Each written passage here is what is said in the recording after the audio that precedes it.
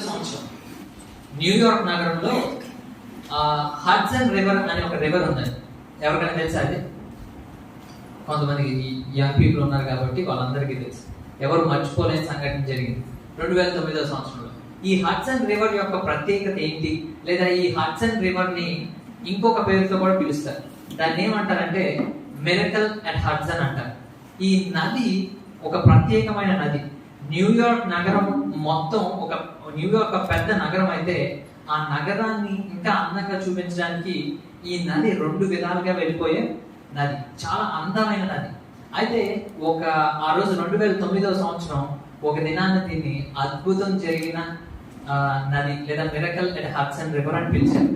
ఎందుకు అలా పిలిచారు అని అంటే కనుక అక్కడ ఈ 2009 సంవత్సరం ఫ్లైట్స్ అలా ఒక LA నుంచి న్యూయార్క్ నుంచి స్టార్ట్ అయిన ఫ్లైట్ ఒకటి వెళ్తుండగా అన్ఫార్చునేట్లీ వెదర్ కండిషన్స్ వల్ల 2 పక్షులు ఇంజిన్ లోకి వెళ్ళిపోయింది. ఆ ఇంజిన్ లోకి వెళ్ళిపోయిన తర్వాత మొత్తం ఏం చేసినాయో మనకు తెలియదు. ఆ ఇంజిన్ లోకి వెళ్ళిన తర్వాత దాని లీకేజ్ అనేది స్టార్ట్ అయింది. ఫ్యూయల్ అంతా పోయిన తర్వాత 200 మంది ప్యాసింజర్లు అలాగే కూర్చున్నారు. చిన్న చిన్న పిల్లలు, పెద్దవాళ్ళు చాలా ఆశతో వెకేషన్కి వెళ్దాం, క్రిస్మస్ టైం కుటుంబాన్ని చూద్దాం అనే ఆశతో అందరూ కూర్చున్నారు.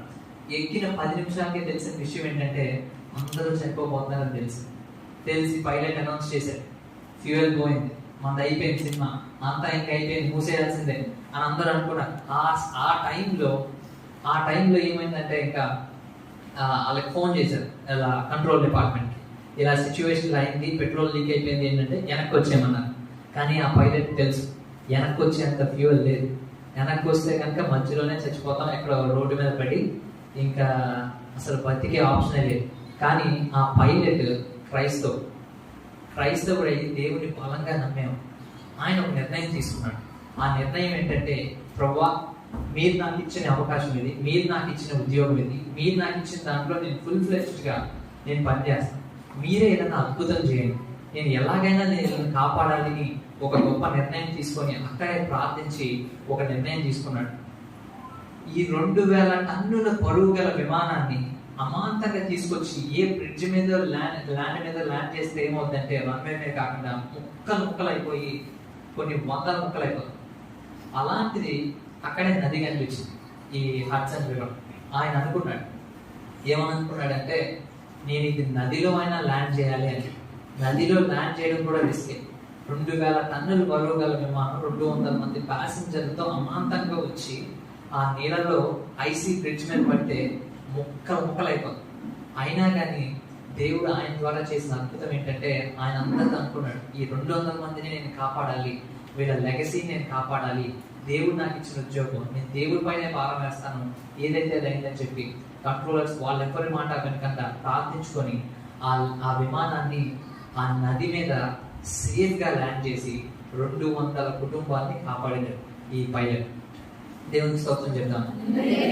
ఆయన తీసుకున్న ఒక్క నిర్ణయం వల్ల 200 కుటుంబాలు బాగుపడి, అదే రోజు ఒక్క నిర్ణయం వల్ల 200 కుటుంబాలు బాగుపడి చాలా సంతోషంగా చెప్పుకుంటున్నాం మనం.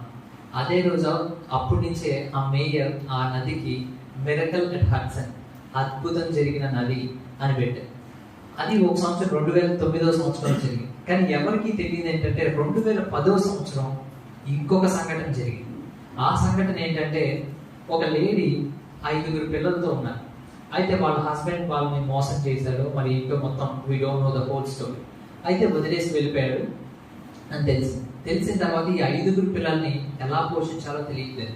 బ్యాంకుల వైపు తిరిగింది, అక్కడి జనాల వైపు వెళ్ళారు. అంతా తను చేయగలిగిన, తన చేతిలో ఉన్న ప్రతిదీ యూజ్ చేసుకొని ఎలాగైనా వీళ్ళకి పోషించాలి అనే ఒక ఇదితో, ఒక ఆశతో అన్ని వైపులు తిరిగిన అన్ని దాంట్లో మూసిపోయింది.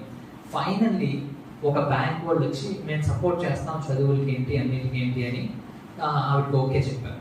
ఓకే చెప్పిన తర్వాత వెళ్ళి తలుపు కొట్టారు. ఆవిడ, అమ్మ మేము హెల్ప్ చేయడానికి వచ్చాము. అప్పుడే కార్లో 5 పిల్లల్ని 2 years 4 years 6 years 8 years and 10 years ఈ 5 పిల్లల్ని కారు బ్యాన్లో ఎక్కించుకొని ఇప్పుడే బయటకు వెళ్ళారండి. ఒక 10 నిమిషాలు అయింది. సరే వాళ్ళు వెయిట్ చేస్తున్నారు అక్కడ ఇంట్లో. ఒక అరగంటకి తెలిసిన విషయం ఏంటంటే, అదే బ్రిడ్జ్ మీద ఆవిడ డ్రైవ్ చేస్తున్న అదే బ్రిడ్జ్ మీద డ్రైవ్ చేసుకుంటూ వెళ్ళి ఏం చేయాలో తెలియక, తన బాధని ఎలా చెప్పుకోవాలో తెలియక తను కూడా ఒక నిర్ణయం తీసుకుంది. అదే డ్రైవ్ చేస్తూ ఆ నదిలో డోర్స్ లాక్ చేసి 5 పిల్లలతో సీట్ బెల్ట్స్ తో సహా ఆ నదిలోకి వెళ్ళిపోయి సూసైడ్ చేసుకున్నాడు. ఒక వ్యక్తి నిర్ణయం వల్ల 200 కుటుంబాలు బాగుపడి, ఒక వ్యక్తి నిర్ణయం వల్ల 5 నిండు ప్రాణాలు, 5 నిండు లెగసీస్, తన హిస్టరీ నాశనం అయిపోయింది. అందుకే నేను ఎందుకు చెప్పానంటే, మనం తీసుకునే నిర్ణయాలు చాలా దైవికమైన నిర్ణయాలుగా ఉండాలి. యవనస్తులుగా మనం తీసుకునే నిర్ణయాలు, యవన ప్రాయంలో తీసుకునే నిర్ణయాలు చాలా తెలివైనవి అని చెప్పను, కానీ దైవికమైన నిర్ణయాలు తీసుకోవాలి. ఎందుకంటే దైవికమైన నిర్ణయాలు తీసుకుంటేనే మన జీవితాలు బాగుపడతాయి, మన కుటుంబాలు ఆశీర్వదించబడతాయి. మన జ్ఞానంతో, మన శక్తితో, మన బలంతో తీసుకున్న నిర్ణయాలు నిలవడం, దానివల్ల ఏ ఉపయోగాలు లేవు. చాలా మంది యవనస్తులు వాళ్ళ జీవితం విలువ తెలియకుండా తీసుకునే క్షణికావేశంలో తీసుకునే నిర్ణయాల వల్ల జీవితాలు మారిపోతున్నాయి. తర్వాత బాధపడినా కానీ ఏ ఉపయోగం లేదు, నా జీవితం ఇంతే అయిపోయిందని ఎంతో బాధపడుతూ ఎన్నో ఎగ్జాంపుల్స్ మన కౌన్సిలింగ్ కాల్స్ లో చూస్తూ ఉంటాం, ప్రేయర్ ఫోన్స్ లో చూస్తూ ఉంటాం. ఒక్క తప్పు ఇలా అయిపోయింది, ఒక్క తప్పు, ఒక్క చిన్న క్షణం. సో యవనస్తులుగా, దేవుడి బిడ్డలంగా మనందరం ఇక్కడ ఇలా దేవుడు మనందరినీ సమకూర్చి ఇక్కడ కూర్చోబెట్టినప్పుడు దేవుడు ఈరోజు మనందరితో మాట్లాడే మాట ఏంటంటే, దైవికమైన నిర్ణయాలు మనం తీసుకునే వారిగా ఉండాలి. దేవునికి స్తోత్రం చెప్తామండి. బైబిల్లో కనుక మనం చూసుకున్నట్లయితే నోవాహు నిర్ణయం తీసుకున్నాడు, అవునా? దావీదు ఒక నిర్ణయం తీసుకున్నాడు, రాహాబు ఒక నిర్ణయం తీసుకుంది, మోషే ఒక నిర్ణయం తీసుకున్నాడు. ఇంకా బైబిల్లో దానియేలు ఒక నిర్ణయం తీసుకున్నాడు, అబ్రహాము ఒక నిర్ణయం తీసుకున్నాడు, ఇస్సాకు ఒక నిర్ణయం తీసుకున్నాడు. ఇలా బైబిల్లో చూసుకుంటే కనుక ప్రతి ఒక్కళ్ళు ఒక్కొక్క నిర్ణయం తీసుకున్నారు. కానీ ఆ నిర్ణయాలు వారి వరకు సరిపోలే, కానీ ఆ తీసుకున్న నిర్ణయం వల్ల వారి కుటుంబాలు బాగుపడి, వాళ్ళు దీవించబడ్డారు, వారి తరతరములు కూడా ఆశీర్వదించబడి.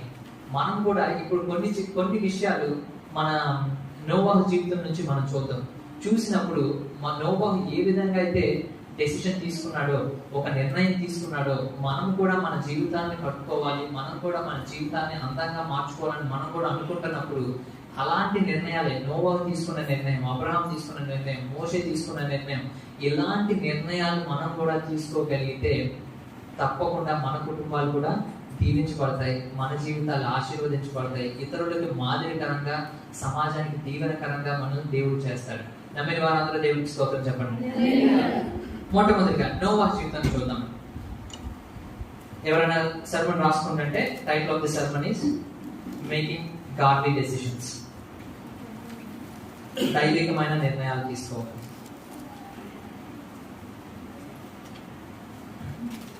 జెనసిస్ చాప్టర్ 6, ఆదికాండం 6వ అధ్యాయం 8-9. ఆదికాండం, అందరూ బైబిల్ తీయండి. మీకు ఫోన్స్ ఉంటే ఫోన్స్ లో చూడండి, నేను దాన్ని ఎంకరేజ్ చేయట్లేదు, కానీ ఏది తెచ్చుకుంటే జెనసిస్ చాప్టర్ 6, ఆదికాండం 6వ అధ్యాయం 8వ వచనం 9వ వచనం. మరలా ఒకసారి చెప్తున్నాను, అందరూ తీసిన తర్వాత ఆమె చెప్పండి, ఓకేనండి? ఆదికాండం ఎక్కడ ఉంటుందండి? ఆదికాండం అనే పుస్తకం చివరి ఉంటుంది కదా, first book. Very nice, very smart. So ఆదికాండం 6వ అధ్యాయం 8వ వచనం నుంచి 9వ వచనం వరకు.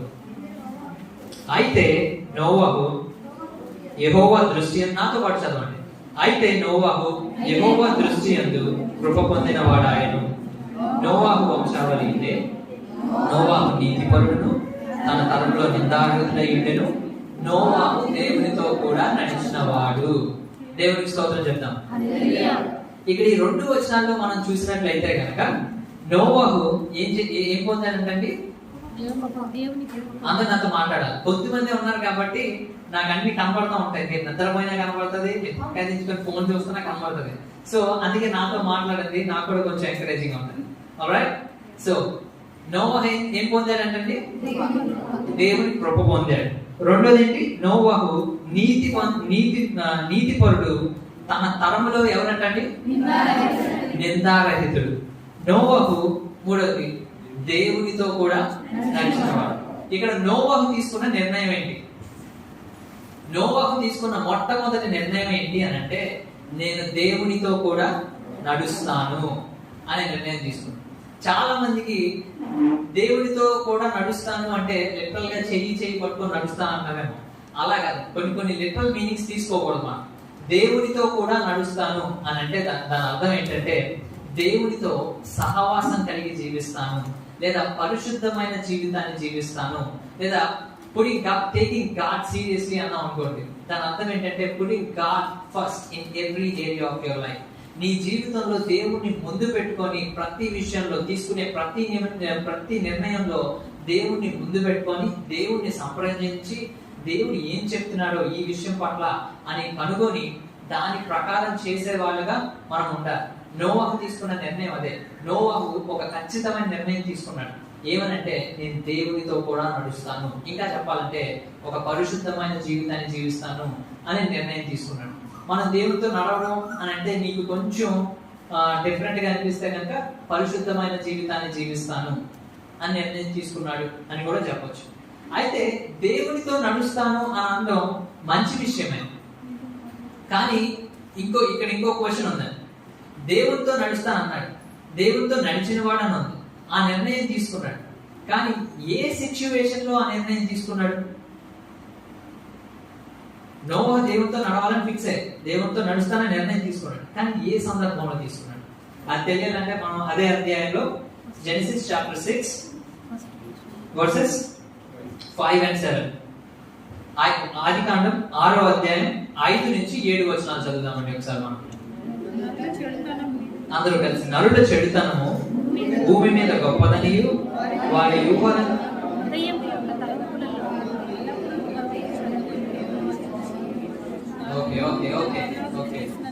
మళ్ళీ ఒకసారి జాగ్రత్తగా. నరుల చెడుతనమును భూమి మీద గొప్పదనియు వారి హృదయము యొక్క తలంపులోని ఊహ అంతయు ఎల్లప్పుడూ కేవలం చెడ్డదనియు యెహోవా చూచి తాను భూమి మీద నరులను చేసినందుకు యెహోవా సంతాపమునుంది తన హృదయంలో నొచ్చుకొనెను. దేవునికి స్తోత్రం చెప్తాము. ఎందుకు స్తోత్రం చెప్పారో మీకు తెలియదు. సో ఈ వాక్యం చూసినప్పుడు అక్కడ ఉన్న తరం ఎలాంటిదంటే చెడ్డ తరం అంట. ఎంతకన్నా దేవుడు అంతకన్నా ఇంకా వర్స్ట్ డిగ్రీ వాడుడేమో. వీళ్ళని చేసినందుకు ఐ ఫెల్ట్ సారీ, అసలు నేను ఎందుకు చేశానా, ఈ తరాన్ని నేను ఎందుకు సృష్టించానా అని దేవుడే బాధపడ్డాడంట. అంత బాధపడి, అంటే దాని అర్థం ఏంటంటే మన భాషలో రెగ్యులర్ వాడుక భాషలో చెప్పాలంటే అంత ఎదవలని దాని అర్థం. వీళ్ళ వల్ల ఏ ఉపయోగం లేదు, వీళ్ళని అనవసరంగా చేశాను, అనవసరంగా భూమి మీదకి తీసుకొచ్చాను, వీళ్ళు పాపం తప్ప అసలు ఏమీ చేయట్లేదు. కనీసం వాళ్ళ పొరపాటును కూడా, వాళ్ళ థాట్స్, వాళ్ళ ఊహలకు కూడా మంచి థాట్స్ రావట్లేదు. అంత చెడుతనమైన సొసైటీలో నోవాహు జీవిస్తున్నాడు. అలాంటి చెడుతనమైన సొసైటీలో ఉన్నప్పుడు దేవుడు నోవాహును లేదా నోవాని ఏమన్నాడంటే నిందారహితుడు అన్నాడు. ఇప్పుడు ఫర్ ఎగ్జాంపుల్ నేను ఈ కొండవరం ప్రాంతంలో లేదా ఎవరో ఒకరిని లేపి మీరు ఈ కొండవరం ప్రాంతంలో చాలా మంచివారు అని అన్నాను అనుకోండి, కొండవరం ప్రాంతం మొత్తంలో మీరు ఒక్కళ్ళే మంచివాళ్ళు అని అన్నాను అనుకోండి, దాని అర్థం ఏంటండి? మిగిలిన వాళ్ళందరూ, నేను అనలేదు మీరే, సో మిగిలిన వాళ్ళందరూ చెడ్డవాళ్ళని దాని అర్థం. కానీ దేవుడు చెప్పిన మాట నోవాహును పిలిచి ఏం చెప్పాడంటే నీతిపరుడు, నిందారహితుడు. కానీ ఒక ఊర్లో అనలా, ఒక స్టేట్ లో అనలా, ఒక కంట్రీలో అనలా, తన తరము వారి అంతరిలో భూజనములు అక్కడ ఉన్న జనరేషన్ మొత్తంలో ఒకే ఒక్కడు కనపడ్డాడు. ఎవరంటే నోవాహు.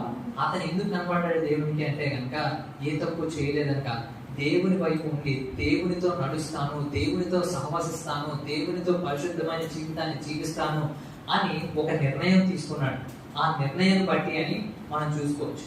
అయితే నోవాహు దేవునితో ఎప్పుడు నడిచాడు అంటే కనుక, దేవునితో ఎప్పుడు నడిచాడంటే ఎవరు దేవునితో నడవనప్పుడు, ఎవరు దేవునితో సహవాసంలో లేనప్పుడు, ఎవరు పరిశుద్ధమైన జీవితాన్ని జీవించినప్పుడు అప్పుడు నోవాహు దేవునితో నడిచాడు. దేవునికి స్తోత్రం చెప్తామండి. మనం కూడా దేవునితో నడవాలి. ఈ ఉదయకాల సమయంలో మనం కూడా దేవునితో నడవాలి. యవనస్తులుగా నేను కూడా ఒక నిర్ణయం తీసుకుంటాను. అదేంటి అంటే ఒక పరిశుద్ధమైన జీవితాన్ని జీవించాలి, దేవునితో నడవాలి, దేవునితో సహవాసంలో ఉండాలి అనే ఒక నిర్ణయం తీసుకోవాలి. అయితే మనం కూడా ఏ సందర్భంలో తీసుకోవాలి ఆ నిర్ణయం అంటే చాలా మంది ఎక్స్క్యూజ్ చెప్తారు కదా, మీకేం తెలుసండి మా బాధలు, నేను పరిశుద్ధంగా ఉంటానండి, మా ఫ్రెండేనండి వచ్చి నన్ను చెడగొట్టేది, నేను బాగానే ఉంటానండి, మా మమ్మీ ఏనండి, మా మమ్మీ అలా చెప్పకపోతే నేను ఇంకా ఐఏఎస్ ఆఫీసర్ని అయ్యేవాడిని, మా డాడీ ఏనండి నన్ను ఫోర్స్ చేసింది, లేదంటే కనుక నేను ఐపీఎస్ అయిపోయేవాడినండి చెప్తారు కదా అందరూ. సో అందుకని చెప్పి పరిస్థితుల చుట్టూ ప్రతికూల పరిస్థితులు ఎదురైనా, ఎంత ఇబ్బందికరమైన పరిస్థితులు ఎదురైనా, ఎంత కష్టమైన పరిస్థితి ఎదురైనా ఎన్నడూ మనం విడువకుండా ఉండవలసింది ఏంటంటే పరిశుద్ధత. పరిశుద్ధతను బట్టి నీ పరిస్థితి మారకూడదు కానీ, నీ పరిస్థితిని బట్టి పరిశుద్ధత మారకూడదు కానీ, నీ పరిశుద్ధతను బట్టి నీ పరిస్థితి మారేదిగా ఉండాలి. అయితే నాకు యుఎస్లో ఉన్నప్పుడు ఒక ఫ్రెండ్ ఉండేవాడు.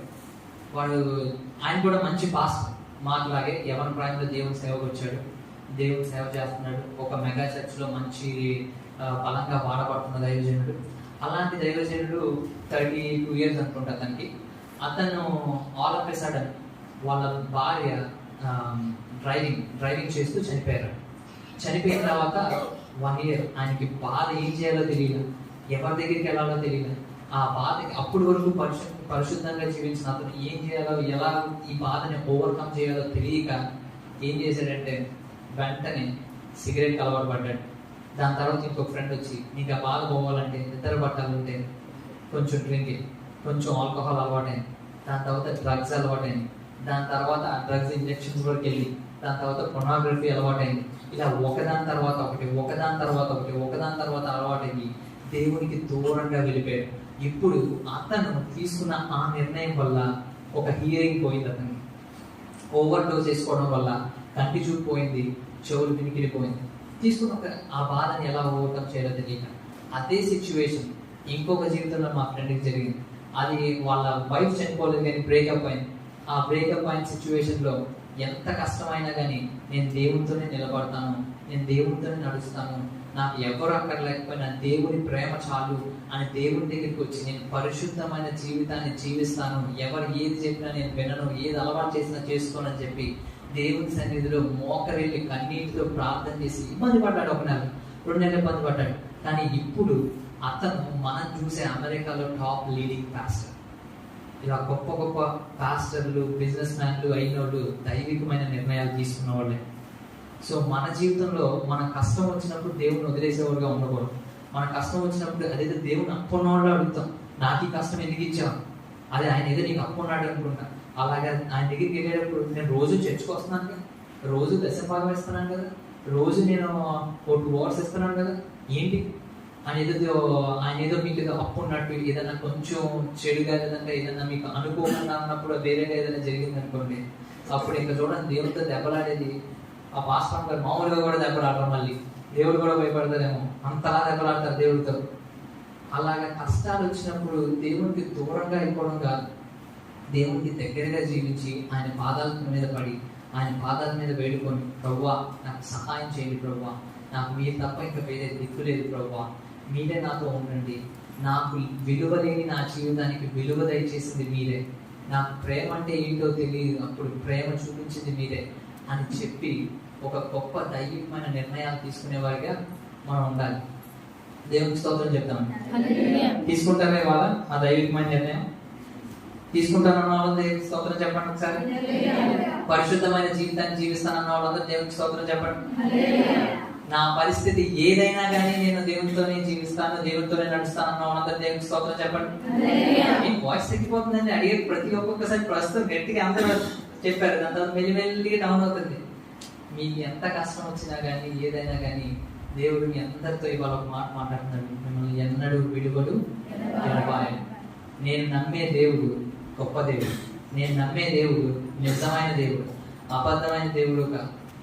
నమ్మకంతో ఆయన దగ్గరికి వచ్చినప్పుడు ఆయన ఒక మాట చెప్పాడంటే చెప్పి తప్పకుండా చేసే దేవుడు. నన్ను ఎన్నడూ విడువడు ఎడబాయడు అని అన్న సిచ్యువేషన్లో నన్ను ఎప్పుడు విడువడు. నా కష్టం వచ్చినా నష్టం వచ్చినా, ఎవరున్నా లేకపోయినా, ఎవరు నాకు సహకరించినా సహకరించకపోయినా, ఎవరు నాతో పాటు నా కాలంలో ఉన్నా లేకపోయినా దేవుడు నాతో ఉన్నాడు, అదే చాలు. ఆమేన్. జస్ట్ ఎగ్జాంపుల్, దేవుడు మనకు తోడుంటే ఏమవుతుంది అని ఒక ఎగ్జాంపుల్ చూడాలంటే ఎవరినో అక్కర్లా, ఏసేపు చూడండి. ఏసేపు తన మానాన్ని తను ఉన్నాడు, దేవుడు ఏదో దర్శనం వాళ్ళ అన్నలకు చెప్పాడు, రిజెక్షన్. వాళ్ళ అన్నలందరూ అమ్మి గుంటలో పడేశారు. దాని తర్వాత ఫోన్లే కదా అని జైల్లో పెట్టారు. సర్లే ఏదో అయిపోయింది అని జైల్లో పెట్టారు. జైల్లో పెట్టిన తర్వాత అప్పుడైనా పోనీ మంచి జరిగిందా అంటే, దేవుడితో నడిచిన వాడే, దేవుడితో సహవాసం జీవిస్తున్నవాడే, దేవుడితో మంచి రిలేషన్షిప్ లో ఉన్నవాడే. అయినా కానీ ఏమన్నా మంచి జరిగిందా అంటే, ఆయన మంచి చెప్దామని జైల్లో ఉన్న అధికారికి మంచి చెప్పాడు. అదే ఒకరికి హెల్ప్ చేశాడు, బయటకు వచ్చిన తర్వాత నువ్వు నాకు హెల్ప్ చేయమని. అయినా మర్చిపోయాడు. అప్పుడు అనుకోవచ్చు చేశాడు, నా జీవితంలో ఏంటి ఇలా జరుగుతుంది, దేవుడికి నేను ఎంత క్లోజ్గా ఉన్నా, ఇన్ని సంవత్సరాలు 14 సంవత్సరాలు ఎక్స్ట్రా జైల్లో వెళ్ళిపోయాడు చేశాడు. అయినా కానీ విశ్వాసం కోల్పోలా, అయినా కానీ దేవుడి మీద నమ్మకం కోల్పోలా. నా దేవుడు గొప్పవాడు, నా దేవుడు నమ్మకమైన వాడు అని దేవుడితో బలమైన నమ్మకం కలిగి ఆయన పాదాలు పట్టుకున్నాడు. రాజుగా మార్చాడు. ఎవరైతే తృణీకరించారో వారందరూ ఆయన పాదాల దగ్గర కూర్చొని అలాగే చేశాడు. దేవునికి స్తోత్రం చెప్తామండి.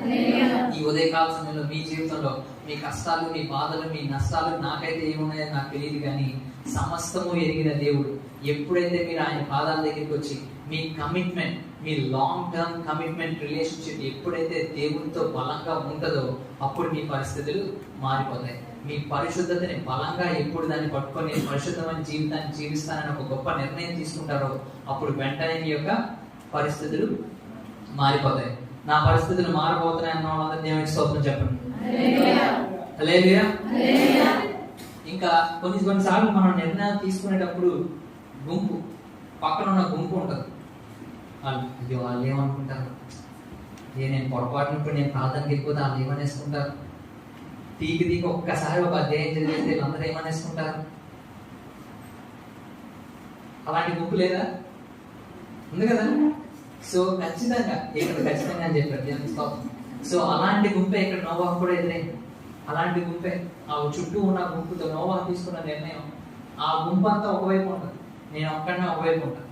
నేను ఇంకో మాట కూడా చెప్తాను, whenever you choose God, you will be alone. You might be alone. ఎప్పుడైతే మీరు దేవుని తీసుకుంటారో ఒక్కొక్కసారి మీరు ఒంటరి వాళ్ళు అయిపోయినట్టు అని అనిపిస్తుంది, కానీ అది అబద్ధం. మీరు ఒంటరి వాళ్ళు అవ్వలేరు. ఒక్కొక్కసారి అనిపిస్తుంది. ఇంకా ఎందుకంటే చిన్న ఎగ్జాంపుల్ చెప్తాను. నా 5th క్లాస్లో, నేను 5th క్లాస్లో ఉన్నప్పుడు సింగింగ్ కాంపిటీషన్ జరిగేది. అందరినీ పిలిచేవారు. అందరినీ పిలిస్తే పాటలు పాడాలని మంచి మా ఫ్రెండ్స్ అందరూ వెళ్ళి మైక్ దగ్గర మంచి ఉద్యమమైన పాటలు పాడేవారు.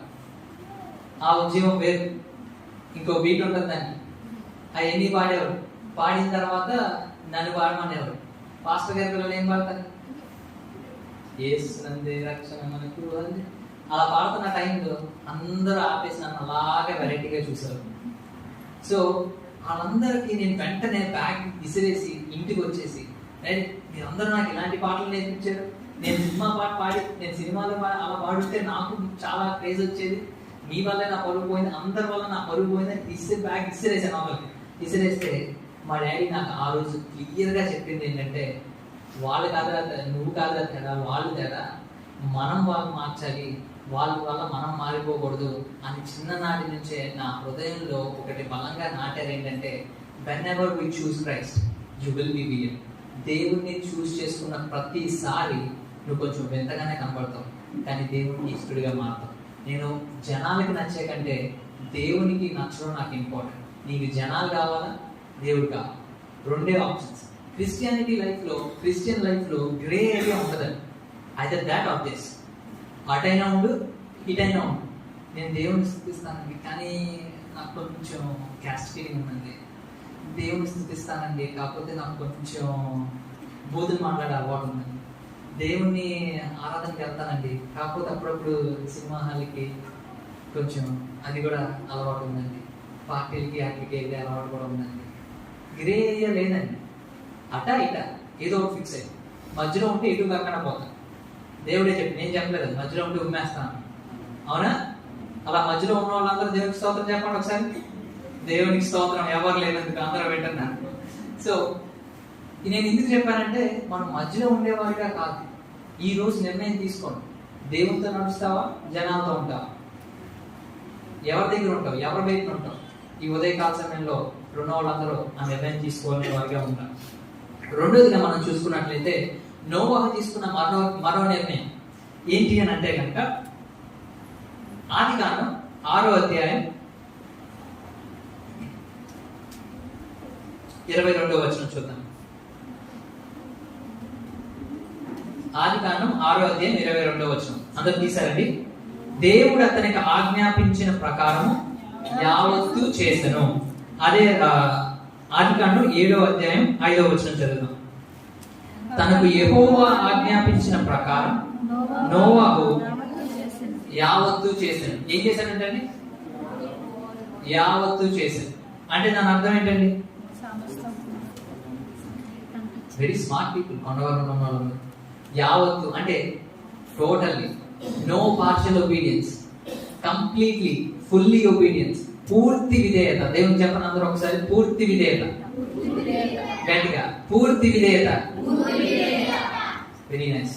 సో పూర్తి విధేయత కలిగి జీవిస్తాడు అనేది నోవాహు తీసుకున్న రెండో నిర్ణయం. ఆయన తీసుకున్న నిర్ణయం వల్ల, విధేయుడిగా ఉండడం వల్ల తీసుకున్న నిర్ణయం వల్ల వాళ్ళ కుటుంబ రక్షణ కారణం అయ్యాడు. తన జీవితానికి దీవెన తెచ్చుకున్నాడు, చుట్టూ ఉన్న వాళ్ళకి దీవెన తెచ్చాడు, సమాజానికి మాదిరికరమైన జీవితాన్ని జీవించాడు. సో రెండోదిగా మనం చూడాల్సింది ఏంటంటే దేవునికి విధేయత కలిగి జీవించే వారంగా మనం ఉండాలి. ఈ ఉదయకాల సమయంలో మరొక నిర్ణయం మనం తీసుకోవాల్సింది ఏంటంటే, నేను దేవునికి విధేయుడై ఉంటాను అని మన నిర్ణయం తీసుకోవాలి. సో ఇంకొక చిన్న స్టోరీ చెప్పాలండి మీకు. ఇది కూడా నేను ఏ స్టోరీ చెప్పినా స్టోరీ అంటాను కదా లైఫ్ తీసుకోవాలి. ఇది నా జీవితంలో జరిగిన స్టోరీ. ఇది నా లైఫ్ లో జరిగిన ఇంకొక స్టోరీ మీకు చెప్పాలనుకుంటున్నాను. అదేంటి అని అంటే, నేను యుఎస్ లో ఉన్నప్పుడు ఫస్ట్ ఇయర్ అయిపోయింది నా కాలేజ్. ఫస్ట్ ఇయర్ అయిపోయిన తర్వాత మా ఫ్రెండ్స్ అందరూ నాకు వెకేషన్ టైం ఆఫ్ వచ్చింది. వెకేషన్కి వచ్చిన తర్వాత అందరూ పార్టీ అరేంజ్ చేశారు. అక్కడ పార్టీలు అంటే యుఎస్ పార్టీలు అంటే తెలిసిందే కదా, కల్చర్లు, డ్రింక్స్, హ్యాంగ్ ఓవర్స్, ఎన్ని బాగా ఎక్కువ ఉండే కల్చర్. వాళ్ళందరూ అన్నారు, నేను రాను, పర్వాలేదు, నేను తాగను కదా. అలాగా సరే, నువ్వు తాగకపోతే తాగకపోయావు, నీకు ఏం అలవాటు లేకపోతే వచ్చి మాతో సరదాగా గడుపు, ఏముంది, ప్రాబ్లం ఏంటి, నాకు కూడా తప్పు కాదులే అని అనిపించింది. నేను వెంటనే వెళ్ళిపోదాం. పైగా ఆ పార్టీకి వెళ్ళాలి అని అంటే ఆ డోర్ లో నువ్వు 3 లక్షలు కడితే కానీ లోపలికి వెళ్ళావు. 3 లక్షలు కడితే కానీ నువ్వు ఆ పార్టీ రూమ్ లోకి వెళ్ళావు. వాళ్ళు ఇంకా ఫేవర్ ఇచ్చారు. సాతాను మంచి తెలివై, ఆ 3 లక్షలు నేను కడతాను, నువ్వు వచ్చే పార్టీకి అంటే ఆలోచించాను.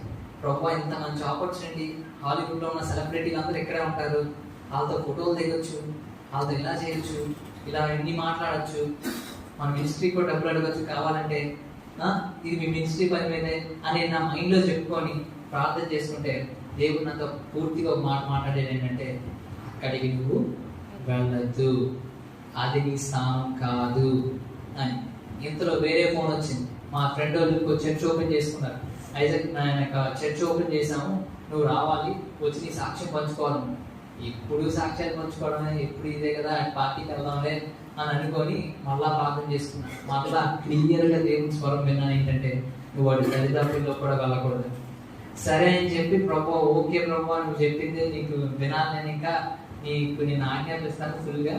నేను నా మనసుని సెట్ చేసుకొని నేను చెప్పాను. యువతలో వాళ్ళు ఇంకొకరు ఫోన్ చేశారు కదా నాకు చర్చికి రమ్మని. వాళ్ళు ఫ్లైట్ టికెట్ వేశారు, బయలుదేరాను. రేపు మార్నింగ్ 7 o'clock నా ఫ్లైట్ అని ఇవాళ సాయంత్రం వరకు నాకు తెలియదు.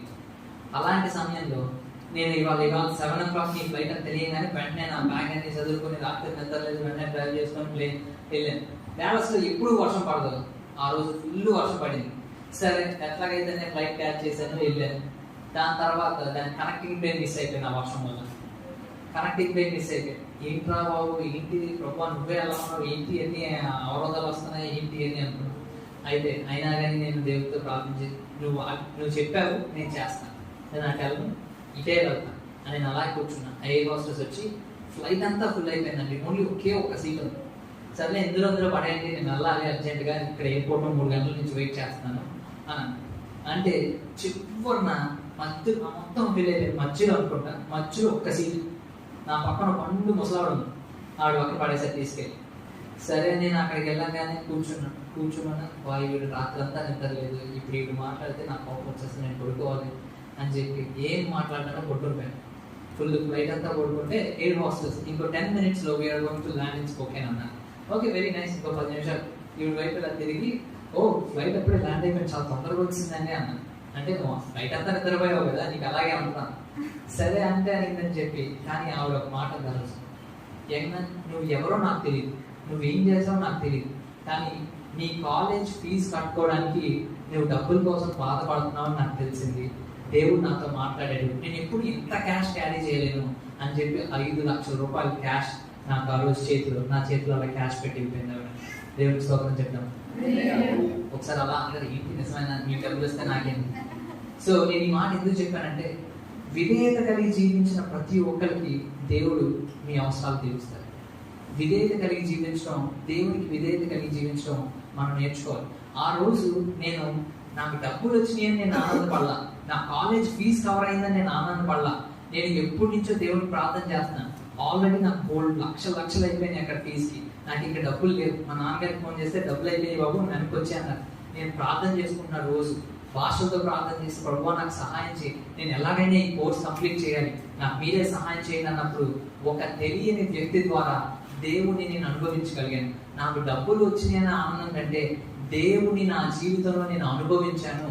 నేను మొరపెట్టిన నా ప్రభువు నాకు ఆలకించాడు, నేను మొరపెట్టిన నా ప్రభువు నన్ను ఆదరించి నాకు సహాయం చేసి అది నిజమైన దేవుడిగా నాకు మరొకసారి ఆయన రుజువు చేసుకున్నాడు అనేది నా హృదయంలో బలంగా ఉంది. ఎప్పుడైనా నా నమ్మకం సన్నగిలినప్పుడు ఇలాంటి ఎక్స్పీరియన్సెస్ అని వెనక్కి తిరిగి చూసుకుంటా. ఆ రోజు దేవుడు నాకు ఇచ్చేశాడు కదా, ఆ రోజు ఏ దేవుడికి నేను మొక్కలేదే, ఏసైకే నేను మొరపెట్టానే, ఏసై నాకు ఇంత గొప్పగా చేశాడే అని నేను కష్ట సమయంలో అవన్నీ నెమరు వేసుకుంటూ ఉండేవాడిని. నీ జీవితంలో నీకు విధేయత లేకపోతే అలాంటి ఎక్స్పీరియన్సెస్ రావు.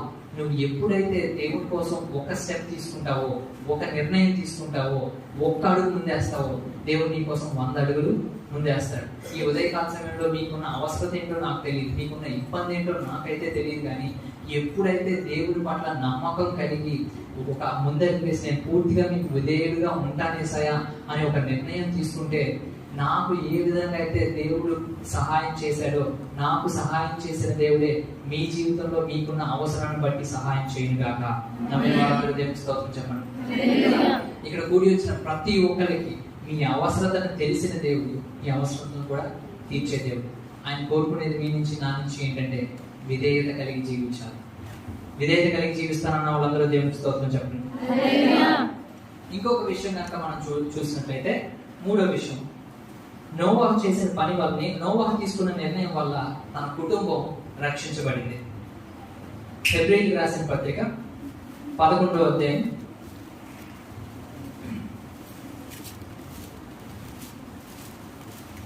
11వ అధ్యాయం 6-7 చదువుదాం. ఒకసారి ఎవరైనా చదవనమ్మా. విశ్వాసం లేకుండా దేవునికి ఇష్టడై ఉండుట అసాధ్యము. దేవుని యొద్దకు వచ్చేవాడు ఆయన ఉన్నాడనియు తన్ని వెదకు వారికి ఫలము దయచేయవాడనియు నమ్మవలెను కదా. విశ్వాసమును బట్టి నోవాహు అది వరకు చూడని సంగతులను గూర్చి దేవుని చేత హెచ్చరింపబడి భయభక్తులు గలవాడై తన ఇంటి వారి రక్షణ కొరకు ఒక ఓడను సిద్ధం చేసెను. విధేయత కలిగి విశ్వాసంతో జీవించే నోవాహు ఎవరి కోసం ఓడ కట్టాడండి? తన ఇంటి వారి రక్షణ కోసం ఓడ కట్టాడు. దేవుడు చెప్పింది యాజ్ ఇట్ ఈస్ గా ఫాలో అయ్యి ఆయన ఒబీడియంట్ గా ఉండి తన ఇంటి వారి రక్షణ కోసం ఓడ కట్టాడు. అక్కడ అంత క్లియర్గా ఉంది. సో నాకు అక్కడ అనిపించింది ఏంటి అని అంటే, నాకు ఒక చిన్న ఇన్సిడెంట్ అనిపించిందండి. దేవుడు నోవాహుకు ఓడ కట్టమన్నప్పుడు వాళ్ళ కుటుంబం అంతా రక్షించబడింది, అవునా కాదు? వాళ్ళ పిల్లలందరూ చిన్నపిల్లలు. అప్పటికి లాజిక్ గా చూసుకుంటే, హ్యూమన్ లాజిక్ 2+2 4 అలా ఆ లాజిక్స్ ఉంటాయి కదా కొన్ని. అలా లాజికల్ గా చూసుకుంటే ఎర్రగడ్డలు కొండ మీద ఓడగట్టు నీళ్ళు వస్తాయి అక్కడ. అసలు ఏమన్నా లాజిక్ ఉందా? వర్షం ఏది, ఈ కొండ ఎప్పుడు మునిగేను, ఎంత వర్షం పడినా ఈ కొండ ములుగుతుందా? హరారత్ కొండ అంటే మామూలు, అంత పెద్ద కొండ, ఎంత వర్షం రావాలి, ఎంత తుఫాన్ రావాలి, ఎన్ని రోజులు రావాలి, లాజికల్ గా డజన్. కానీ దేవుడు చేసే అద్భుతాలు కార్యాలు ఎప్పుడూ ఆపలేదు. కానీ మీ లాజికే మిమ్మల్ని నమ్ముతుంది. దేవుడు స్వస్థపరుస్తానని చెప్తారు, కానీ మీరు వెళ్ళి యూట్యూబ్లోకి వెళ్ళి నిజంగా స్వస్థపరుస్తారా? నాకున్న బీపీ 24/40 ఎంత ఉన్నది మనకు తెలియదు.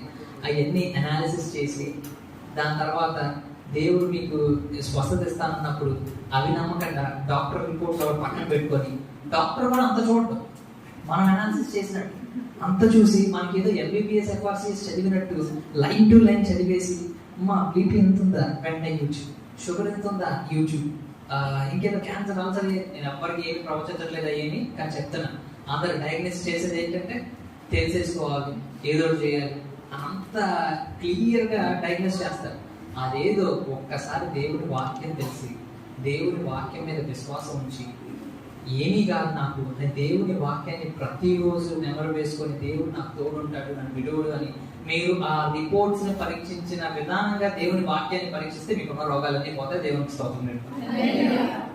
సో ఈ మాట నేను ఎందుకు చెప్పానంటే, తన ఇంటి వారి రక్షణ కోసం ఎంత చేశాడు. లాజికల్ గా ఇట్ డజంట్ మేక్ సెన్స్.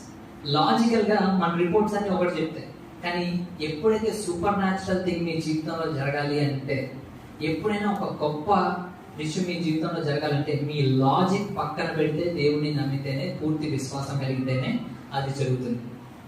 అదే ఇక్కడ నోవహు జీవితంలో కూడా జరిగింది. అదేంటంటే, తన పిల్లలు అడగొచ్చు, డాడీ ఏంటి ఎర్ర టైంలో పిలిచే మమ్మల్ని, పిలిచి కట్టెలు కొట్టేస్తున్నాం, కట్టెలు కొట్టించి ఓడంతా చేయమంటున్నాం, ఇదంతా చేసి ఏం సాధిద్దాం అనుకుంటున్నాం, మేమన్నా పిచ్చోళ్ళమా, వీఆర్ ఎడ్యుకేటెడ్, మేము ఎంబీబీఎస్ చదివే ఎఫ్ఆర్సీఎస్ చదివి అనొచ్చు, కానీ అలా అన్నారు ఏమన్నా, పూర్తిగా దేవుని నమ్మారు. నాకు అనిపించింది ఏంటంటే, ఈ పిల్లలకు అంత విశ్వాసం ఎక్కడి నుంచి వచ్చింది అని. దేవుడు నాతో మాట్లాడిన మాట, నోవాహు విశ్వాసం తన పిల్లలకి ఇచ్చాడు.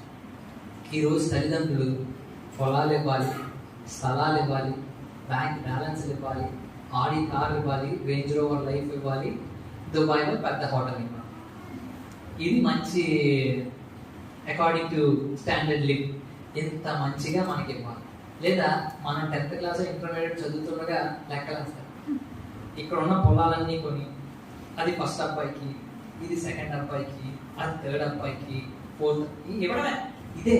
కానీ నోవహు జీవితంలో నుంచి మనం నేర్చుకోవాల్సింది ఏంటంటే, తన కుటుంబం ఎలా రక్షించబడింది అంటే కనుక తన విశ్వాసాన్ని తన పిల్లలకి ఇచ్చాడు. కాబట్టి మన జీవితంలో మన కుటుంబ రక్షణ మనకి ఇవ్వాలి, మన ఇతరులకు ఇవ్వాలి అంటే, మన చుట్టూ ఉన్న వాళ్ళని లేదా మనం ప్రేమించిన వారిని రక్షించుకోవాలి అంటే, మనం ఇవ్వాల్సింది ఏంటంటే దేవుని వాక్యం, ఆయన మాట, విశ్వాసం.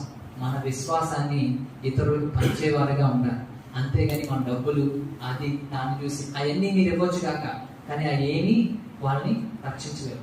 రక్షించేది ఏమన్నా ఉంది అంటే కనుక అది దేవుని వాక్యం, విశ్వాసం. విశ్వాసాన్ని నోవహు విశ్వాసాన్ని వాళ్ళ పిల్లలకి ఇచ్చాడు. ఇంకొకటి మీకు చెప్పాలనుకుంటుంది ఏంటంటే, విశ్వాసం మీ పిల్లలకి చెప్తారు కదా చాలా మంది, అంటే అబద్ధాలు ఆడకూడదు, చాలా జాగ్రత్తగా ఉండాలి, ఈ మంచి జీవితాన్ని జీవించాలి, రోజు ప్రార్థన చేసుకోవాలి, రోజు బైబిల్ చదువుకోవాలి చెప్తారని మీ పిల్లలందరికీ. కానీ నోవహు మాటతో చెప్పాల, చేసి చూపించాడు. కొంతమంది విశ్వాసం మాటల వరకే సరిపోతుంది, కానీ చేతలు వేరేగా ఉంటాయి. ఇప్పుడు ఆ చేతలు మాటల గురించి మాట్లాడితే 3 రోజులు ప్రసంగం చేసి దీని గురించి. సో కానీ ఎన్ని చెప్పకుండా నేను ఒక్క మాట చెప్తాను, మీ పిల్లలు మీ చెవులతో వినరు, వాళ్ళ చెవులతో వినరు, కళ్ళతో వింటారు, చేతితో వింటారు, కళ్ళతో వింటారు. సో ఇదన్నారా, సారీ, నేను మీ పిల్లలు ఎప్పుడు చెవులతో వింటారు కానీ కళ్ళతో వింటారు. బెస్ట్ ఎగ్జాంపుల్ ఏంటంటే, ఇప్పుడు మీరందరూ ఇక్కడ ఉన్నారు, జాగ్రత్తగా చూస్తున్నారు. నాకు ఇది అమెరికాలో ఒకసారి ఎక్స్పీరియన్స్ అయింది. నాకు ఇక్కడ వెనకాల ఇది రిమోట్ పెడతారు కదా, అది ఈ మైక్ పెట్టినప్పుడు మాట్లాడుతున్నాను, ఇది వెనకాల ఇది ఊడిపోయింది, ఎలా అవుతుంది వెనకాల. అందరూ అప్పుడు దాకా వింటున్న వాళ్ళు అందరూ, కానీ నేను అలా చూసాను. ఇక్కడ స్టేజ్ మీద చూసినప్పుడు అందరితో ఇలా ఒకేసారి ఉంది.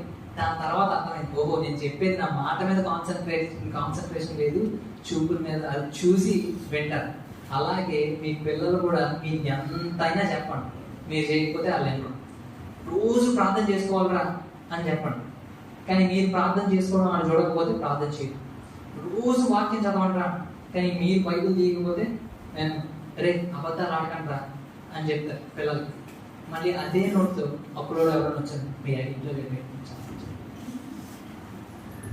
దాని తర్వాత తల్లిదండ్రులు ఎస్పెషల్గా రే అసలు అబద్ధం అనేది మన ఇంట్లో ఆడకూడదు, అసలు అబద్ధం ఉండకూడదు మన ఇంట్లో, దేవుని కుటుంబం మీద.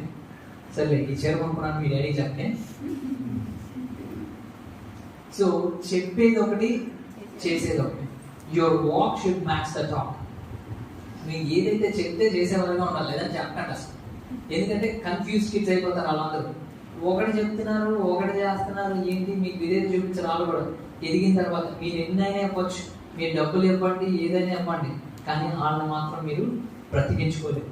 వాళ్ళు వాళ్ళ జీవితాలను బాగుపడాలి అంటే, వాళ్ళని బ్రతికించుకోవాలి అంటే, వాళ్ళ రక్షణలోకి తీసుకురావాలి అంటే ఏదైనా కానీ ఏముండాలి, మనం ఏమి ఇవ్వాలి? విశ్వాసాన్ని వారికి ఇవ్వాలి. దేవునికి స్తోత్రం చెప్తాను.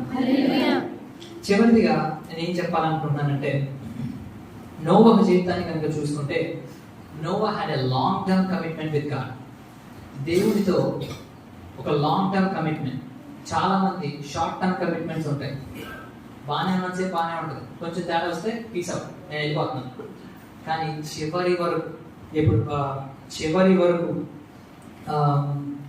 ఆయన మరణించే తుది శ్వాస విడిచేంత వరకు నోవహ దేవుణ్ణి విడవలేదు, దేవునితోనే నడిచాడు. మన జీవితంలో కూడా మన చివరి శ్వాస వరకు దేవుణ్ణి పట్టుకునే వారిగా ఉండాలి. ఆయన పాదాల మీద పడి వేడుకునే వారిగా ఉండాలి. ఆయన పరిశుద్ధమైన జీవితాన్ని జీవిస్తానని నిర్ణయం తీసుకునే వారిగా మనం ఉండాలి. We need to have a long-term commitment with God as we are growing in Christ. మనం వాళ్ళ మీద తీసుకోవాల్సిన నిర్ణయం ఏంటంటే, చివరి వరకు, తుది శ్వాస వరకు ఆయనతో ఒక కమిటెడ్ రిలేషన్షిప్లో నేను ఉంటాను అని చాలా మంది కోరుకుంటారు. నా చుట్టూ ఉన్న వాళ్ళందరితో మంచి రిలేషన్షిప్ కావాలి, అందరూ నన్ను పొగడాలని. కానీ if you don't have a committed relationship with the Lord, and you will never expect to have a good relationship with others. ఎందుకంటే అందరి చేత ప్రేమ కలిగి ఉండాలి, ప్రేమించబడాలి అని కోరుకుంటాం. కానీ దేవునితో నువ్వు ప్రేమగా లేవనుకోండి, అది జరగదు. ఎందుకంటే ప్రేమ అనేది ఇక్కడి నుంచి పైనుంచి రావాలి, అప్పుడే నువ్వు వాళ్ళకి ఇవ్వగలవు. ఇక్కడ అంతా బాగుండాలి అంటే ముందు ఇక్కడ బాగుండాలి. నీకు ఎప్పుడైతే నీకు దేవునికి సహవాసం బాగుంటుందో, అప్పుడు నీ చుట్టూ ఉన్న వాళ్ళతో ఉన్న సహవాసం కూడా చాలా బాగుంటుంది. అయితే ఇంకా ఆదికాండం 6వ అధ్యాయం 14 వచ్చిన ఒకసారి చూద్దాము.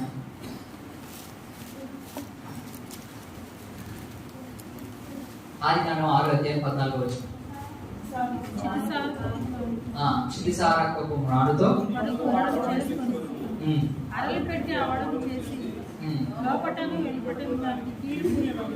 చాలండి. లోపటను వీలును బయటను దానికి ఏం చేయాలండి? కీడు. సో ఓడ కట్టమని అయితే చెప్పాడు దేవుడు. అరలు పెట్టి యాజ్ ఇట్ ఈస్ గా నేను చెప్పింది చేయబోమా చేశాను. చేసిన తర్వాత ఆ ఓడకి ఏం పోయమన్నాడండి? కీడు. రోమీయులకు రాసిన పత్రిక 8వ అధ్యాయం 1వ వచనం చూసినట్లయితే, క్రీస్తు యేసు ఉన్న వారికి ఏ శిక్ష అనేది లేదు.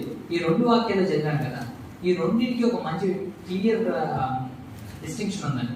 ఏంటంటే ఆ నీళ్లు, ఆ జలాలు, ఓడ బయట ఉన్న నీళ్ళు, ఆ కీలు దేనికి పూసారు అంటే, ఆ నీళ్లు లోపలికి రాకుండా ఉండడం కోసం, లోపల ఉన్న వాళ్ళకి క్షేమం కోసం, లోపల ఉన్న వాళ్ళకి సమృద్ధికి ఏమీ కాకుండా ఉండడం కోసం ఆ కీలు పూయమని చెప్పాడు.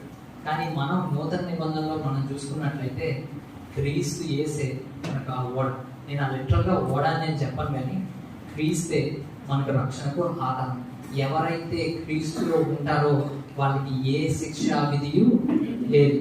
For those of us who are in Christ there is no condemnation. ఎవరైతే క్రీస్తుని నమ్మి ఆయనలోకి వస్తారో, ఆయన వాళ్ళ హృదయంలోకి ఆహ్వానిస్తారో, ఏ శిక్ష విధియు లేదు. ఓడ లోపల సమృద్ధి, ఓడ బయట ఉగ్రత. మీ జీవితంలో దేవుడిని మీరు ఆహ్వానిస్తే కనుక మీ హృదయంలో క్షేమం ఉంటుంది, సమృద్ధి ఉంటుంది, శాంతి ఉంటుంది. అలాంటి శాంతి, సమాధానం, సమృద్ధి మీ జీవితాల్లో కలగాలని నేను దేవుడికి ప్రార్థిస్తున్నాను. దేవుడికి స్తోత్రం చెప్తాను. చివరిగా ఇంకొక మాట నేను మాట్లాడి ముగించాలని ఆశపడుతున్నాను. మోషే జీవితం కనుక మనం చూసుకున్నట్లయితే, హెబ్రీయులకు రాసిన పత్రిక 11వ అధ్యాయం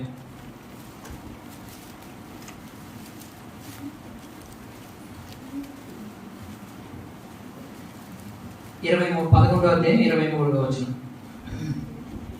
మోషే పుట్టినప్పుడు అతని తల్లిదండ్రులు ఆ శిశువు సుందరుడై చూసి విశ్వాసమును బట్టి రాజాజ్ఞకు భయపడక 3 మాసములు అతని దాచిపెట్టేది. మోషే పెద్దవాడైనప్పుడు విశ్వాసమును బట్టి ఐగుప్తు ధనం కంటే క్రీస్తు విషయమైన నింద గొప్ప భాగ్యమని ఎంచుకొని అల్పకాలము పాపభోగము అనుభవించుట కంటే దేవుని ప్రజలతో శ్రమ అనుభవించటం మేలని యోచించి ఫరో కుమార్తె యొక్క కుమారుడు అని అనిపించుకున్నటకు ఒప్పుకొనలేదు. చాలండి, దేవునికి స్తోత్రం చెప్తాను. చివరిదిగా మోషే జీవితంలో ఏం జరిగిందంటే, మోషే కూడా ఒక నిర్ణయం తీసుకున్నాడు. ఆ నిర్ణయం ఏంటి? ఇక్కడ ఫరో కుమార్తె అని పిలిపించుకోవడం కంటే క్రీస్తు విషయమైన నింద నాకు మేలు అని ఒక నిర్ణయం తీసుకున్నాడు. 2 decisions.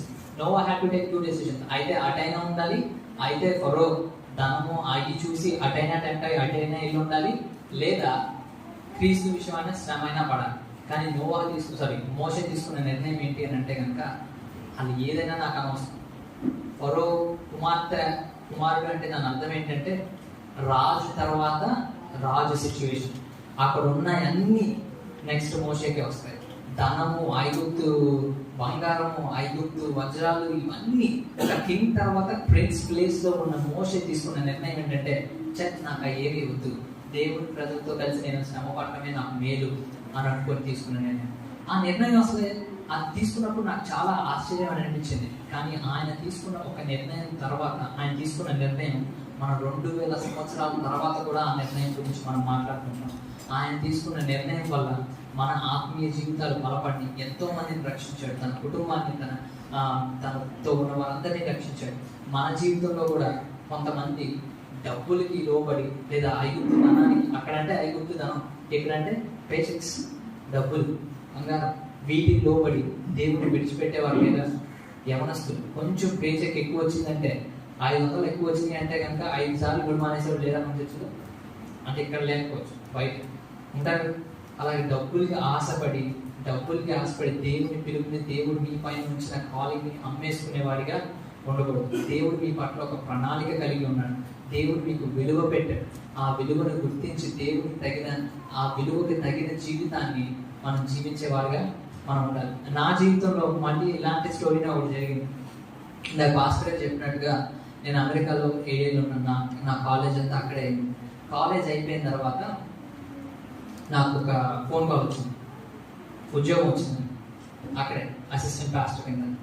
డబ్బులు బాగా వస్తున్నాయి, కారు, మంచి అపార్ట్మెంట్, అన్నీ ఏది కావాలంటే అది ఉన్నాయి. ఇంకా నాకు ఏ ప్రాబ్లం లేదు, నా లైఫ్ సెటిల్ అయిపోయింది అనుకున్నా, ప్రశాంతంగా ఉంది, ఏ ఇబ్బంది లేదు. అలాంటి టైంలో దేవుడు నాతో మాట్లాడాడు, నువ్వు ఇండియాకి వెళ్ళాలి. దేవుడు గారు సాతాన్ అదే మాట్లాడుతుంది, ఆయన దేవుడు మాట్లాడాడు, నీ కాలింగ్ ఇండియాలోనే ఉంది. కానీ నాకు అక్కడ ఉన్న ధనము, నాకు అక్కడ ఉన్న పే చెక్ చాలా నచ్చింది. దాని తర్వాత ఎప్పుడైతే సర్లే ప్రార్థన చేసుకుందాం, ఏదో చూద్దాంలే అని అనుకునే టైంకి నాకు ఇంకొక ఆఫర్ వచ్చింది. మీకు ఇప్పుడు ఇచ్చిన ఆఫర్ కంటే మేము డబల్ ఇస్తాం, 53 లక్షలు ఇస్తాం మేము అక్షరాల, మా దగ్గర ఉండిపోన్నాం. అరే ఏంట్రా బాబు, ఇప్పుడు ఏంటిది, ఇక్కడ ఉంటేనేమో కారు, అపార్ట్మెంట్లు, మంచి లైఫ్ స్టైల్, ఓన్నంత డబ్బులు, ఏ హ్యాపీ లేదు.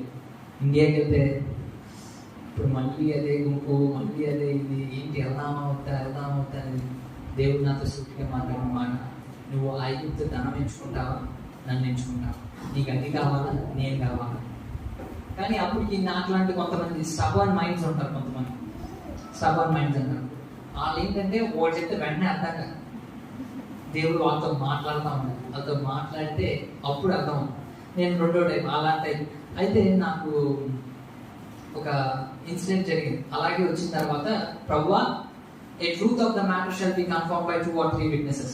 ఏదైనా 2 లేదా 3 సూచనలు ఉంటాయి కానీ నేను నమ్మను. సో నాకు అన్ని అక్కర్లేదు, కానీ నీ వాక్యం ద్వారా నువ్వు నాతో మాట్లాడు, నేను వదిలేసిపోతాను. ఓకే డన్, సరే అని ప్రార్థన చేసుకున్నాను. ఆయన ఓపెన్ మాట్లాడు సరే అని యెహోషువ పత్రిక ద్వారా దేవుడు నాతో మాట్లాడు. యెహోషువ chapter 1, Joshua chapter 1, మొదటి అధ్యాయం.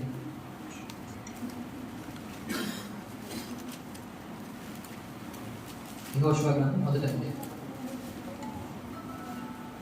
యెహోవా సేవకుడైన మోషే మృతి పొందిన తర్వాత యెహోవా నూను కుమారుడైన మోషే పరిచారకుడైన యెహోషువకు ఇలాగ సెలవిచ్చినాడు, కాబట్టి నీవు లేచి, నీవును ఈ జనులందరూ ఈ యోర్దాను నది దాటి దాని ఇశ్రాయేలుకి ఇచ్చి దేశమునకు వెళ్ళుడి.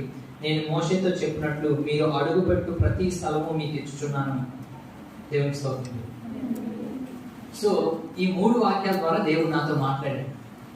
ఈ 3 వర్సెస్ ద్వారా దేవుడు నాతో మాట్లాడినప్పుడు ప్రభు ఇది నాకు సంబంధించింది ఏంటి అని, నాకు సంబంధం లేదు, నేను అడిగింది ఏంటి, నాకు ఇచ్చిన వాక్యం ఏంటి, ఇదేం సంబంధం లేదు, నాకేం సంబంధం లేదు, ఎక్కడే ఉంటాను ప్రార్థన చేసుకుంటాను. మరలా ఇదే వాక్యం వచ్చింది. దాని తర్వాత మళ్ళీ వేరేవారు వెళ్ళిపోతుంటే మళ్ళీ ఇదే వాక్యం వచ్చింది. అసలు ఈ వాక్యం నన్ను అవ్వలేదు ప్రభావ, సర్లే ఏంటి దీని మీద రీసెర్చ్ చేద్దామని చాప్టర్ మొత్తం చదివి దాని తర్వాత ఇక్కడ మోషే ఈ కాంటెక్స్ట్ ఒకసారి చెప్తాను. ఈ కాంటెక్స్ట్ ఏంటి అని అంటే కనుక యెహోషువ ఏ సిచ్యువేషన్ లో ఉన్నాడంటే, జాషువా ఏ సిచ్యువేషన్ లో ఉన్నాడంటే, ఎందుకు పుట్టాడు, ఈ భూమి మీద దేవుడు ఆయన ఎందుకు సృజించాడో ఆయన ఎక్స్పీరియన్స్ చేస్తున్నాడు. ఆ కాలింగ్ ని అనుభవిస్తున్నాడు. ఆ కాలింగ్ ని, ఆ పిలుపుని క్రియల రూపంలో అనుభవిస్తున్నాడు జాషువా. సో నేను కూడా అదే సిచ్యువేషన్ లో ఉన్నా. నా కాలింగ్ ఏంటి, నా పర్పస్ ఏంటి, నా జీవితంలో మీరు నన్ను సృజించింది దేనికోసం, ఏ పర్పస్ కోసం నన్ను సృజించారు. నేను జాషువా 2 అదే పర్పస్ లో ఉన్నాం. కానీ యెహోషువ అనుభవిస్తున్నాడు దాన్ని. నాకు ఆ పర్పస్ ఉంది, ఇండియాకి రావాలని కోరుకుంది, ఇండియాకి రావాలని పిలుపుంది, కానీ నేను అనుభవించట్లేదు. నాకు యెహోషువకి ఉన్న తేడా ఏంటి, లేదా దేవుడు యెహోషువతో ఎలా మాట్లాడాడు అని చూస్తే కనుక మొట్టమొదటి వచ్చిన ఏమనుందంటే, మోషే మృతి పొందిన తరువాత. ఎప్పుడు దేవుని యొక్క పిలుపుని యెహోషువ అనుభవిస్తున్నాడు, ఎప్పుడు దేవుని యొక్క పర్పస్ ని యెహోషువ తన జీవితంలో అనుభవిస్తున్నాడు అని చూసుకుంటే మోషే మృతి పొందిన తర్వాత. అప్పుడు పరిశుద్ధాత్మ దేవుడు నాతో మాట్లాడిన మాట ఏంటంటే, నీ జీవితంలో ఏది మృతి పొందితే నువ్వు దేవుడిని, నేను పిలిచిన పిలుపు నువ్వు అనుభవించినావు. నీ జీవితంలో ఏది మృతి పొందితే నువ్వు నన్ను అనుభవించినావు. What in your life has to die so that you can experience God's call in your life? What in your life has to die so that you can experience the reason for your being?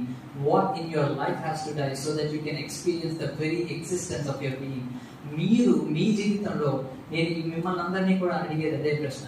మీ అందరికీ కూడా మీ పిలుపేంటో తెలుసుకోవాలను, మీ plan, దేవుడు మిమ్మల్ని ఎందుకు సృజించాడో, మీ purpose ఏంటో అవన్నీ తెలుసుకోవాలని అనుకుంటే దేవుడు నన్ను అడిగిన ప్రశ్న మిమ్మల్ని అడుగుతున్నా. మీ జీవితంలో ఏది మృతి పొందితే అది నువ్వు స్వతంత్రించుకోగలవు. నాకు మీరు చెప్పక్కర్లా, ఏ ఎడిక్షన్, ఏ స్ట్రాంగ్ హోల్డ్, ఏ యొక్క టాక్సిక్ రిలేషన్షిప్స్, ఏది మృతి పొందితే దేవుడిని నువ్వు చూడగలవు, ఏది మృతి పొందితే ఆయన కాలింగ్ నువ్వు ఎక్స్పీరియన్స్ చేయగలవు. అది నా జీవితంలో దేవుడు అలా అడిగినప్పుడు వెంటనే నన్ను నేను ఎగ్జామిన్ చేసుకోవడం స్టార్ట్ చేశాను.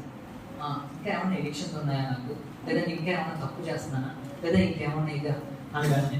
దాని తర్వాత పరిశుద్ధాత్మ దేవుడు నాతో మాట్లాడిన మాట ఏంటంటే, అయితే మోషే ఎవరు అని. ఇక్కడ ఈ కాంటెక్స్ట్ లో చూసుకుంటే మోషే గొప్ప నాయకుడు. మోషే ఇశ్రాయేలు ప్రజల్ని ఆ తీరం వరకు నడిపించాడు. గొప్ప లీడర్, గ్రేట్ ఫ్యాసినేటింగ్ లీడర్. ఇంత గొప్ప లీడర్ అయ్యండి కూడా వీళ్ళు మోషే మృతి పొందిన తర్వాత ఇశ్రాయేలీలు అందరూ 30 రోజులుగా ఏడుస్తున్నారు. అప్పుడే యెహోషువ వచ్చి అంటాడు, ఈయన మృతి పొందిన తర్వాత మనం 30 రోజులుగా ఏడుస్తున్నాం, పాపం చేస్తున్నాం, లెగ్స్ వెళ్ళాలన్నాం, దేవుడు మనకు ఆజ్ఞాపించినట్టుగా దేవుడు మనకి ఇచ్చిన ఆ కనాన్ దేశంలో ఆ ప్రామిస్ ల్యాండ్కి మనం వెళ్ళాలి అని చెప్తారు. అప్పుడు నాకు అనిపించింది, ఏంటి తప్పు చేస్తున్నారా అని. ఎందుకు తప్పు చేస్తున్నారు అంటే కనుక ఇజ్రాయేలీ టైం పీరియడ్ లో చూసుకుంటే, ఆ జూయిష్ టైం క్యాలెండర్ లో చూసుకుంటే, ఏదైనా వాళ్ళ జీవితంలో పోగొట్టుకున్నా లేదా పోయినా మృతి చెందిన 7 రోజుల కంటే ఎక్కువ ఏడవకూడదు. అది రూల్, అది కస్టమరీ రూల్. సో కానీ ఇక్కడ చూసుకుంటే 30 రోజులు దాన్ని, అంత గొప్ప నాయకుడు చనిపోతే ఇలా 30 రోజులుగా తెలుస్తుంటే జాషువా అక్కడికి సీరియస్గా వచ్చి చాలండి, లేదండి వెళ్దాం, దేవుడు మనకు చూపించిన కనాన్ దేశం మనం వెళ్ళే వారిగా మనం ఉండాలి అని చెప్పాడు. అప్పుడు నాకు అనిపించింది, దేవుడు పరిశుద్ధాత్మ దేవుడు నాతో మాట్లాడిన మాట ఏంటంటే, కొన్ని సార్లు చెడు విషయాలే మన జీవితం నుంచి మృతి పెట్టడం కాదు, కానీ మంచి విషయాలు, గొప్ప విషయాలు, అద్భుతమైన విషయాలు కూడా వదులుకుంటే కానీ దేవుని ఆత్మను అనుభవించలేదు, దేవుని కాలింగ్ నువ్వు అనుభవించలేదు, దేవుని యొక్క పిలుపు నీ జీవితంలో అనుభవించలేదు. సో పరిశుద్ధాత్మ దేవుడు నన్ను అడిగిన క్వశ్చన్ నేను మిమ్మల్ని అడగాలనుకుంటున్నాను. మీ జీవితంలో ఏది మృతి పొందితే, ఒక్కొక్కసారి చెడు విషయాలైతే తప్పకుండా మృతి పెట్టాలి, ఒక్కొక్కసారి అది మంచి విషయాలైనా, ఆ ఎక్స్ట్రా పే చెక్ అయినా, ఏదైనా కానీ అవి మృతి పెడితే తప్ప మీరు దేవుని పిలుపుని మీ జీవితంలో అనుభవించలేరు. ఎప్పుడైతే అది మొదలు పెడతారో, ఎప్పుడైతే దాన్ని విడిచిపెడతారో, అప్పుడు తప్పకుండా దేవుని పిలుపుని, దేవుని ప్రేమని మీరు క్రియల రూపంలో మీ నిజ జీవితంలో day to day life activities లో మీరు అనుభవించగలరు. దేవునికి స్తోత్రం చెప్తాను. సో నేను ఆ నిర్ణయం తీసుకొని అప్పుడు చెప్పాను, దేవా నా జీవితంలో మృతి పొందాల్సింది ఏంటి అంటే చెడు విషయాలు కాదు మృతి పొందాల్సింది. నా జీవితంలో ఈ మంచి విషయం, మీరిచ్చిన ఉద్యోగమే, మీరిచ్చింది ఇదే, కానీ ధనము కంటే మిమ్మల్ని ఎంచుకోవాలి అని అంటే కనుక అవి నేను విడిచిపెట్టాను. అది విడిచిపెడతానని ఒక నిర్ణయం తీసుకున్నాను. అది నిర్ణయం తీసుకొని ఏ రోజైతే అది వదిలేసి, అలాగే నా సేమ్ ఆఫర్ లెటర్ వచ్చిన రోజే సేమ్ నా రిజిగ్నేషన్ లెటర్ కూడా ఇచ్చాను. అవి రెండు ఇచ్చి నేను మరలా ఇండియాకి రావడం జరిగింది.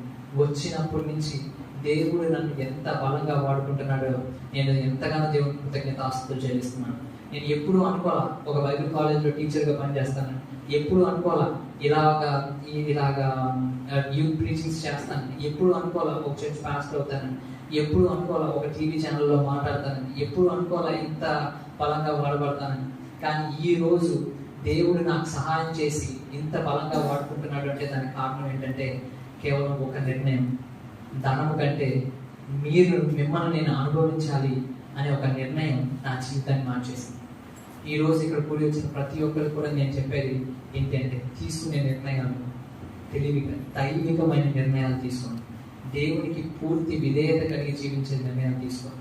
దేవునితో ఏ కష్టం వచ్చినా, నష్టం వచ్చినా, ఎవరున్నా లేకపోయినా, మీకు సహాయం చేసిన వారు ఎవరు సహకరించకపోయినా దేవునితో నడిచేవారుగా, పరిశుద్ధమైన జీవితాన్ని జీవించేవారుగా, పూర్తిగా లోబడి ఐగుప్తు ధనము కంటే దేవుని క్రీస్తు విషయమైన నింద మేలుని మోషే ఎలా అయితే ఇచ్చుకున్నాడో అదే విధంగా మనం ధనము కంటే, ఉన్న రిలేషన్షిప్స్ కంటే, ఉన్న ఫ్యామిలీస్ కంటే ఏదైనా దేవుని ప్రేమ నాకు చాలు, దేవుడు నా జీవితంలో కావాలి అని ఎప్పుడైతే మీరు తీర్మానం చేసుకుంటారో తప్పకుండా దేవుడు మిమ్మల్ని గొప్ప దీవెనకరమైన యవనస్తురాలుగా మారుస్తాడు. మీ ద్వారా అనేకుల్ని మారుస్తాడు.